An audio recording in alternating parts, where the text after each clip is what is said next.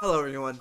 My name's Andrew, and I don't really know how to start this video.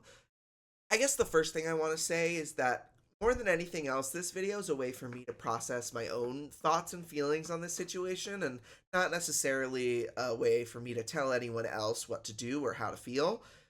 I was a longtime fan of College Humor even before it became Dropout, and have been subscribed to Dropout almost since its inception. I'm only 23, so College Humor and Dropout have been a large part of my identity, I guess, for a huge part of my life. I started an entire podcast dedicated to Dimension 20 for Christ's sake.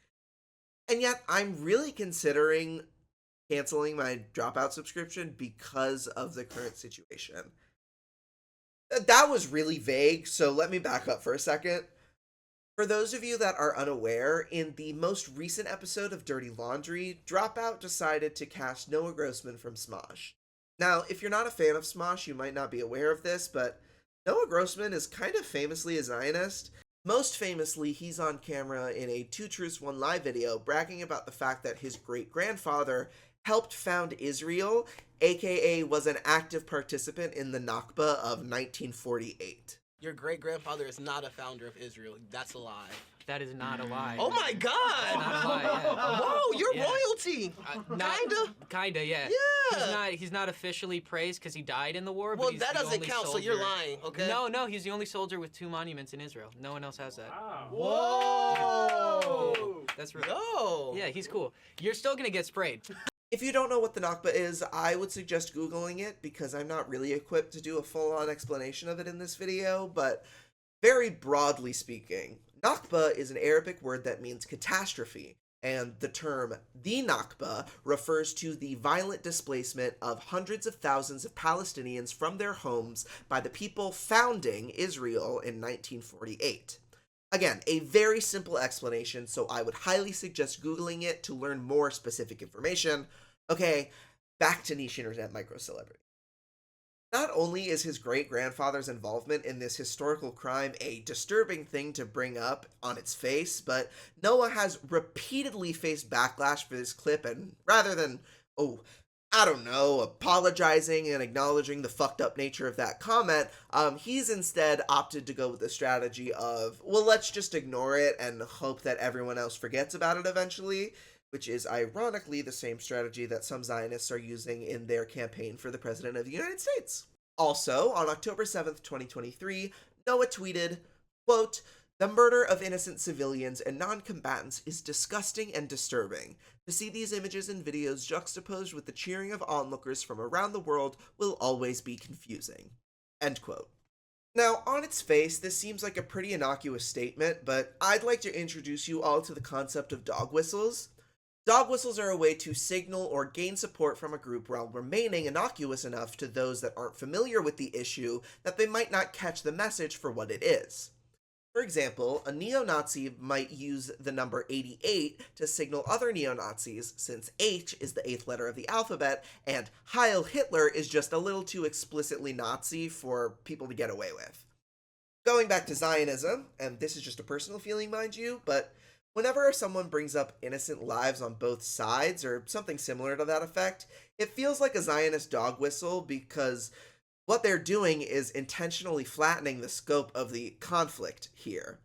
Innocent lives on both sides implies that Israel and Hamas are both responsible for an equal amount of war crimes, when it's Israel and not Hamas that has been keeping a population of 2 million Palestinians, half of whom were children, trapped inside an open-air prison for almost 80 years and periodically bombed their infrastructure just for shits and giggles.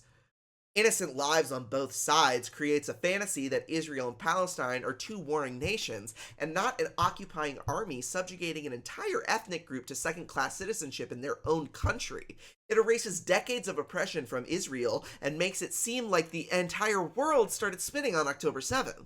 Remember, we just covered how Noah is on camera bragging about his great-grandfather's participation in the Nakba, so it seems like he really only considers one side innocent here, doesn't it?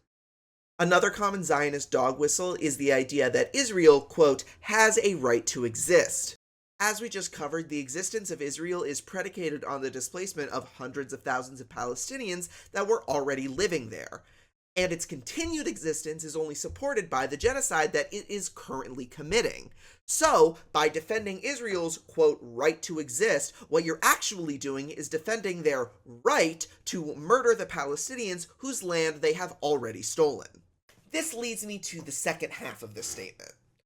Quote, to see these images and videos juxtaposed with the cheering of onlookers from around the world will always be confusing. End quote. Again, this might seem innocuous on the surface, but consider what this implies about the group of people he's talking about. Since he's already positioned Israel as the victim in this scenario, who can the, quote, onlookers cheering on this violence be, other than the savage Arabs that are surrounding Israel, ready to swoop in and revel at their needless deaths? Again, it's not explicitly the most racist thing you've heard in your entire life, so he can play dumb in the comments, but all you need to do is apply a little bit of historical context and textual analysis to understand the sentiment behind this statement. Anyway, I'm gonna move on since this isn't meant to be a takedown video of Noah, but I do think it's necessary to unpack the fact that he is straightforwardly a Zionist to add legitimacy to the claim that Dropout is willing to platform Zionists. Now pause. We've been in the world of parasocial internet drama for a little bit now, so I think it's important to take a step back and remember the reason why we actually care about the internet drama in the first place. With the funding of the US government, Israel, right now, currently, is committing genocide against the Palestinian people. I think what really puts this whole situation into perspective for me is seeing the images coming out of the north of Gaza that are practically one-to-one recreations of famous images from the Holocaust.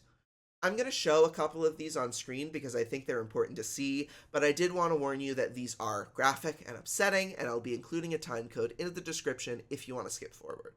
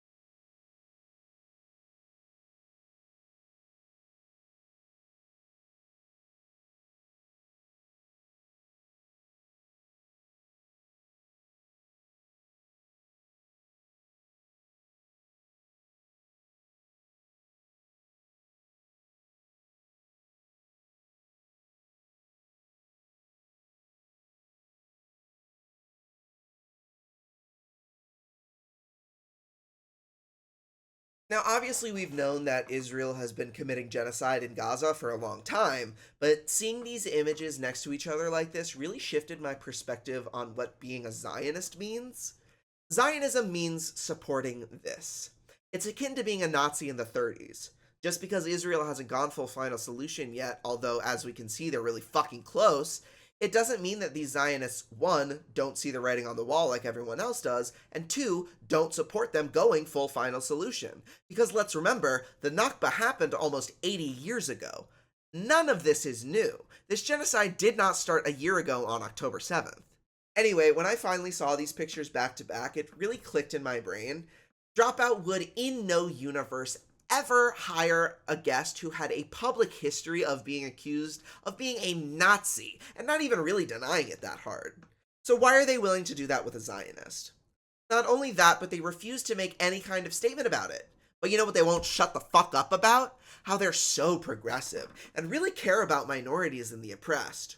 Oh, we aren't like those other streamers, Sam Reich says. We care about our audience. Okay, well, obviously you don't, because if you did, you'd have the balls to make a public statement about this. And for them to not only platform a Zionist and stay silent in the face of backlash, but to do that at the same time Ali Beardsley, one of their biggest names, is in court for attending a pro-Palestine protest? Well, infuriated doesn't really begin to describe how I feel. I mean, Jesus fucking Christ, they're selling mugs with the Bud Cubby quote about the police being an occupying army, and they literally had a guest on their show that supports a literal occupying army. In the same way that if you are at a protest and there's a Nazi there and no one kicks them out, you're at a Nazi protest. If you have a Zionist on your streaming service and you don't at least apologize for it after the fact, you are a Zionist streaming service. And for those of you that have watched ContraPoint's cancellation video multiple times, like I have, I just really quickly want to point out the difference between this situation and what she identifies as guilt by association. The major difference being that Dropout is a company whose streaming service we pay for, and by extension, pay the artists that they have on. Normally, that's a great thing. But when your whole thing is that you pay your actors better than the other guys, and then you have Nazis on your programs, it's like, well, then why are you giving my money to the Nazis? Like I said at the top, I'm not trying to tell you that you need to stop liking Dropout or that you're a bad person if you don't cancel your subscription immediately. It's just that the hypocrisy of this really gets to me, you know? And it's like, between the flop that was the ending of junior year, Harry Potter knockoff season 2 being greenlit, and this bullshit, I just don't know if I can keep watching. And that extends to this podcast. I have one episode that I've already filmed that I do want to finish editing and release sooner rather than later, but after that, I don't know, man. At the very least, it's going to be a while before I film any new episodes. Finally, to anyone at Dropout that probably isn't watching this video, I just want to say that I really do love you all and what you do over there, but Sam Reich, in an apology for a previous mistake, once asked for Dropout to be held to a higher standard, and that's exactly what I intend to do now. So while I was editing this video, Dropout released a statement, and the more I think about it, the more livid I fucking get, so let's talk about it. The first thing I want to acknowledge is that the fact that they made a statement at all is good, I guess. We'll talk about how this statement further made me want to cancel my Dropout subscription. But the fact that they, one, acknowledged the fan backlash only after they were threatened with losing $72,000 a year annually, mind you. But I digress. On top of donating to the PCRF, they also posted links to where you can donate yourself, which at the very least is a good thing about this statement. Now let's talk about why it makes me angry. I'm not going to read this whole thing because it's honestly kind of trash, but I do want to highlight a couple of lines from this from the second and third paragraph, specifically the line, quote, "To our knowledge, no individual who has appeared on Dropout has openly identified as a Zionist," end quote. And to that, I just have to laugh. I mean, I literally am covering dog whistles in this video because, you know, it's pretty fucking clear that if you want to try and pretend to play in polite progressive society, you can't openly identify as a Zionist. Just the same way you can't openly identify as a Nazi if you want to play in these circles. And yeah, no shit you aren't platforming anyone that says straight up, I'm a Zionist, but that doesn't mean that you're not platforming Zionists. The second line that I really want to dig into is the last line of the third paragraph. Quote, "We ask that everyone focus their energy where it can make the most meaningful difference toward ending the genocide," end quote. You have some fucking nerve, Sam Reich, or whoever fucking PR person wrote that specific line, because that's gonna make me cancel my Dropout subscription, not anything else. I mean, obviously I was already considering it, but that line specifically pisses me the fuck off, because, oh, I'm sorry, are you just not familiar with D20 Twitter's game? D20 Artists for Palestine has been ongoing raising money since March of this year. And you could only do a donation after that we threatened to fucking boycott you. The people that are threatening this boycott are actively fundraising for Palestine day to day. And what are you doing? You're having Zionists on your fucking platform. okay? So don't try and give me any of this scoldy, like, push, like, looking down at me fucking shit, okay? I'm sorry, this part is way less organized than the rest of it because I'm kind of doing this part off the fly, but I really just want to express how fucking livid I am at that line specifically, because it is spitting in the face of all of my dear mutuals that are doing so much daily organizing work. And for what? And for what? This fucking company that doesn't actually give a fucking shit about its fans, as we can clearly fucking see. They are more interested in cozying up to Zionists that they can pretend aren't Zionists to expand their audience. Because let's remember, Noah was cast in a video that was meant to bring in the fans of Smosh into Dropout who weren't already Dropout fans. They're doing this purely from a cynical audience gain point of view, and it's fucking sickening. Anyway, to quote my dear mutual Squidius, fuck you. That's it. If you want to find me, I'm pretty much everywhere at Andrew D. I'd also recommend you check out at Horror Hijabi on Twitter. She does a lot of great fundraising on her page for Palestine, Sudan, and Lebanon. I've also been learning a lot from her specifically when it comes to the issue of Zionist internet celebrities from a Palestinian perspective. There's also a group of anti-genocide Dropout fans on Twitter right now organizing a Dropout boycott, so if you want to join an organized effort to get Dropout's attention on this issue, please go to dropoutboycott.card.co to see their demand letter and sign their petition. Lastly, reach out to some local organizers. I know my local chapter of the Party for Socialism and Liberation is doing a lot of great on-the-ground work in my city, so if you're in the US, maybe see if you have a local PSL chapter you can reach out to. And if not, then I'm sure there are other local organizers that would love your support. Now, if you'll excuse me, I just got a letter from my dead wife saying that she's waiting at our special place, so I'm gonna head off to Silent Hill to go see if I can find her. I'll see you later. Mary?